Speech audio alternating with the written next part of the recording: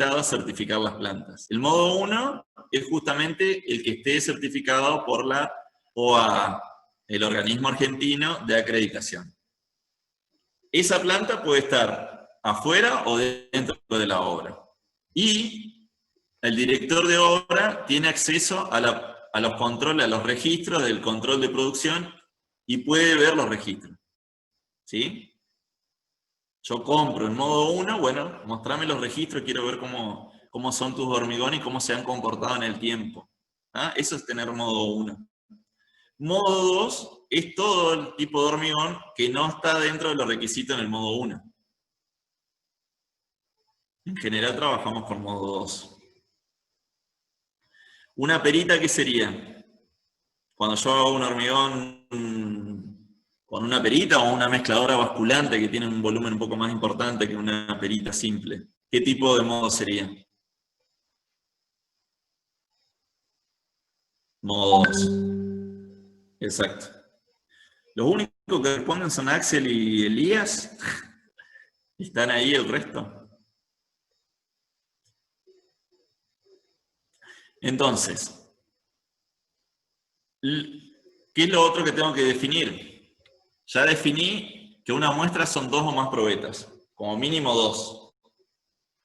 Bueno, lo otro que tengo que saber es las unidades de control o los lotes por los cuales yo voy a hacer esa toma de muestras y voy a poder determinar si se da la conformidad o no se da la conformidad. Entonces el control lo que hace es determinar conformidad o no conformidad. ¿Qué es el lote? El lote es una dimensión para determinar la cantidad de muestras que tengo que tener. Se deben agrupar los elementos estructurales de igual resistencia especificada en conjuntos sucesivos denominados lotes. Entonces yo tengo, para un H25, ¿sí? Si yo tengo H25 en toda la estructura, bueno, ahora vamos a ver que yo puedo determinar para elementos a flexión un lote que tenga esa misma resistencia. Y la conformidad de la resistencia se hace para cada lote. Usualmente lo que se hace, ya vamos a ver la tabla, es determinar una conformidad para lo que son los cimientos y otra conformidad para lo que son las plateas y vigas, ¿sí?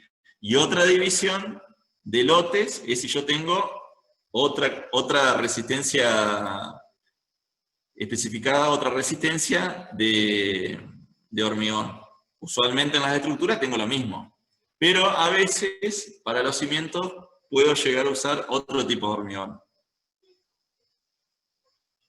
¿Estamos hasta ahí? Vamos a ver la tabla. Acá se menciona a una tabla. Esta es la tabla que me determina la dimensión de los lotes. ¿Está? Fíjense. El límite del lote está dado por el volumen de hormigón, ¿sí? El número de pastones, la superficie construida y el número de plantas. ¿Está? Esta tabla, que como bien dice acá para el modo 2, establece dimensiones máximas de los lotes para el modo 2 de control de conformidad. ¿Está? Y eso me determina el número de muestras mínimas a extraer. Bien. Entonces yo ahí sé cuántas muestras tengo que extraer.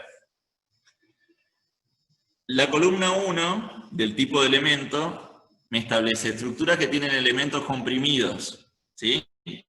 Elementos comprimidos como pilares, pilas, muros portantes, pilotes, básicamente a compresión trabajan los cimientos. Entonces el volumen de hormigón, 100 metros cúbicos, me determina un lote.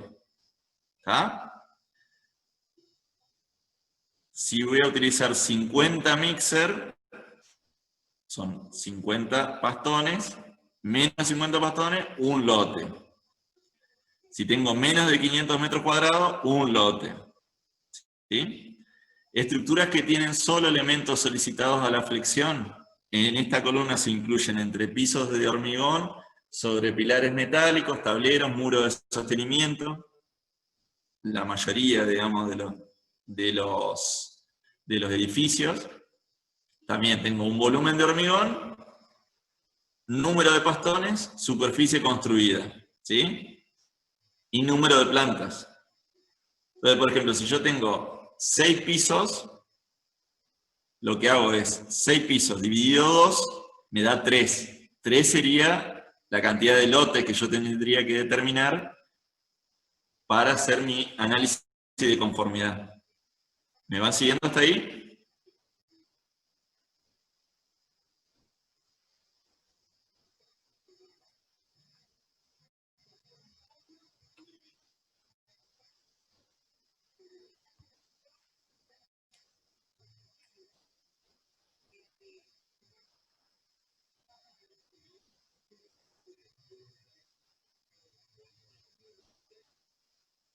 ¿Me siguen? Pregunten si tienen dudas.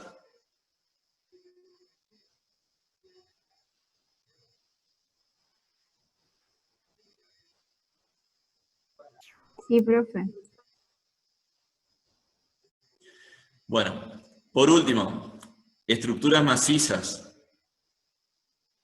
En este caso, estructuras macizas serían bodoques, digamos, base de edificio, porque acá eran pilares, pilas, básicamente lo que son con columnas, o sea, elementos que trabajan a compresión. Acá, base, estructuras macizas sería un bloque, por ejemplo, de una zapata, ¿sí? La base de la zapata de un edificio, una base cuadrada, es una estructura maciza de hormigón, ¿sí? Entonces, un lote estaría como máximo para 100 pastones. Si no, tendría que pasar a un siguiente lote. Esa determinación en lotes, luego lo que hago es, si yo tengo un lote, puedo establecer 5 muestras por lote, o más, 3 muestras por planta, o más, y dentro de un lote, la que tenga mayor tamaño de estas 3. Pero siempre tengo que tomar como mínimo 5 muestras. Recuerden que cada muestra, ¿cuántas probetas son?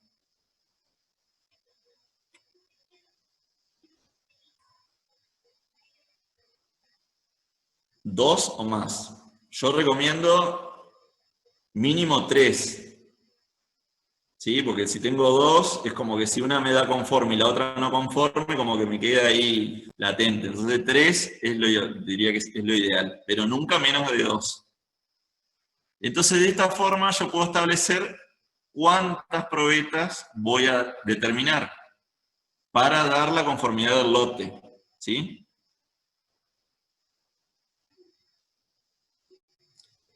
¿Qué característica tiene que tener además el lote? Bueno, el conjunto de los elementos estructurales tiene que tener dimensiones mayores al doble de los de la tabla. Esto en el caso, ¿sí?, dentro de un lote de mayor tamaño. Siempre tienen que ser hormigonados durante una misma jornada de trabajo y en forma continuada, salvo que haya interrupciones mayores a 3 horas. ¿Sí? En ese caso, no lo puedo tener en cuenta a esta característica. ¿Sí? Siempre, recuerden que los lotes tienen un mismo tipo de hormigón, ¿sí? Con los mismos materiales, porque si no comparo cosas diferentes. ¿Estamos?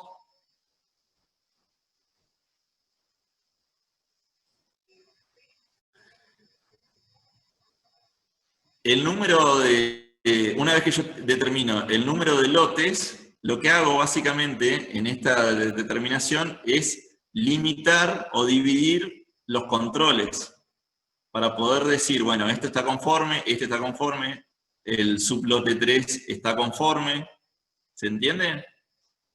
Es para darle conformidad y saber realmente cómo fue el resultado de las probetas o de las muestras. Ya no hablemos más de probetas, vamos a hablar de muestras. El número de muestras, cómo nos dieron como resultado. Y se habla de muestras, ¿sí? Siempre 2 muestras. El X1 sería una muestra y estas serían ya las probetas. En este caso 3. ¿Sí?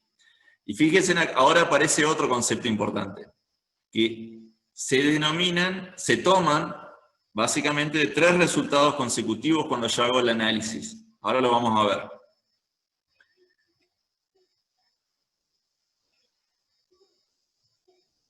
Otra característica que tenemos acá es que en el caso que yo tenga, o sea, esta tabla está para modo 2, ¿sí? Si yo tengo modo 1, los límites que me determinan un lote, los duplico, ¿sí? Se duplican los límites, con lo cual yo tengo mayor cantidad de volumen, ¿sí? En un mismo lote. ¿Por qué? ¿Por qué tengo más volumen para determinar un lote? Eso se debe a que yo tengo mayor control, mejor control. Pues yo sé de dónde viene, tiene certificado de calidad mi hormigón. Entonces, al tener mayor control, mejor control, yo puedo multiplicar al doble los límites de un lote. Recuerden que un lote, como mínimo, tiene que tener 5 muestras, ¿sí? Y por planta, 3 muestras. ¿De acuerdo? O sea, como que es más liviano el control en modo 1. La resistencia del hormigón. Es muy importante el tema estadístico de esa resistencia. El 90% de mis resultados, ¿sí?, me van a dar una idea de una buena distribución y una buena uniformidad en los resultados referidos a una media. Ya hablando de resultados de los ensayos de probeta. ¿Me van siguiendo?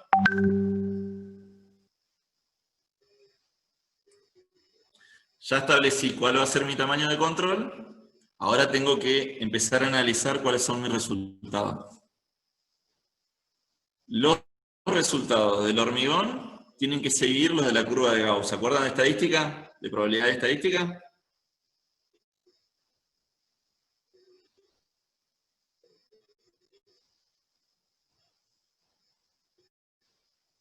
¿Se acuerdan? La curva de Gauss. ¿Esto qué es? ¿Cómo se denomina esto?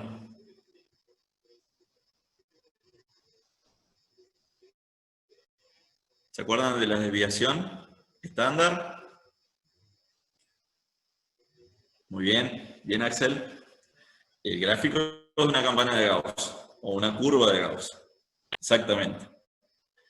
Entonces la distribución de los resultados de mis probetas tiene que tener un comportamiento similar a una curva de Gauss, ¿sí? El 90% de mis resultados tiene que estar en función de mi resistencia media, ¿sí? Con una desviación de 1,28, no más que eso. Y el 10% puede estar por fuera de esa resistencia. Para un 90% de confianza, exactamente. Y acá empiezan conceptos importantes.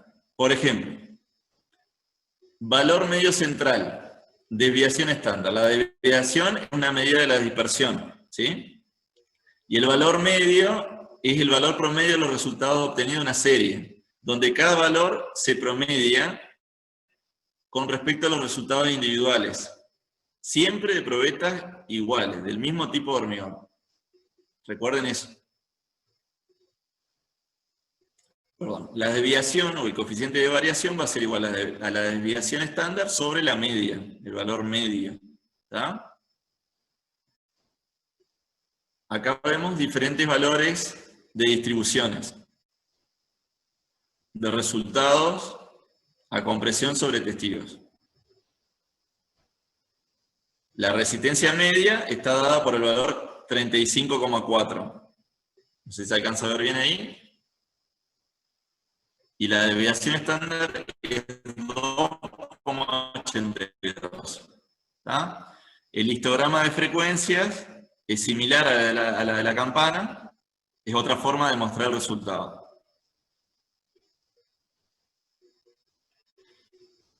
recuerden esto que es muy importante, pregunta de examen, y es importante para que lo recuerden.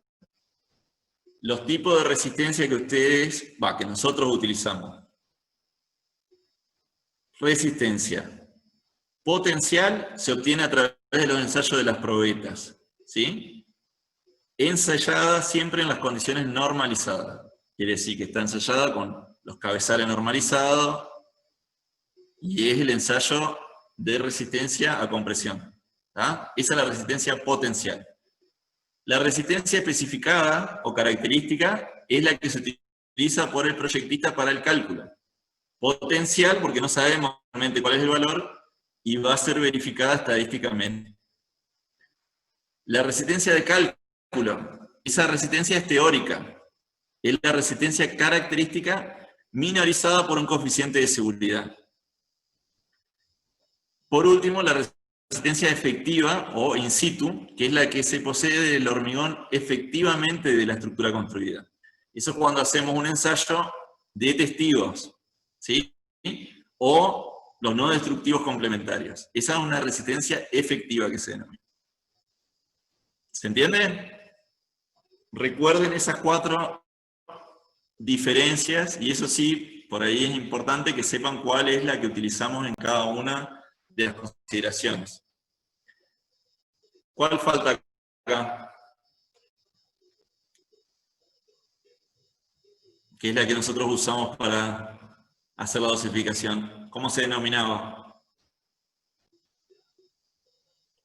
¿De diseño? De diseño, exactamente. La resistencia característica, ¿sí? Es un valor estadístico que corresponde a la probabilidad de que el 90% de los resultados de los ensayos de una misma población sea superior al hormigón, a un mismo hormigón, mismo proveedor y de fabricación continua. O sea, siempre hablando de lo mismo, porque si no, es como que no lo podemos analizar estadísticamente. El 90% de todos los ensayos de la misma población supere el valor. Esa es la característica. La resistencia media móvil que vamos a empezar a utilizar es el valor que se obtiene como promedio de la resistencia de 3 resultados de ensayo consecutivo a una misma edad de rotura. Aunque sean de distintas muestras, con diferentes fechas. ¿Sí? Lo que importa ahí es la edad. ¿Qué puede variar? ¿Qué puede hacer que nos varíe la resistencia? ¿Sí? ¿Y hasta qué valor se puede llegar a tener en cuenta? La humedad del agregado fino, ¿sí? Fíjense en la influencia que tiene la resistencia de esa humedad, la granulometría, el porcentaje de arena en el agregado grueso, la temperatura, importante, el agua extra. Estos son factores que me pueden afectar a la resistencia de las muestras, ¿sí? Si nosotros esto lo tenemos corregido o controlado, esta variación va a disminuir a lo que yo tenía previsto originalmente. ¿Hacemos un recreo? ¿Les parece? Sí. ¿Qué hora es?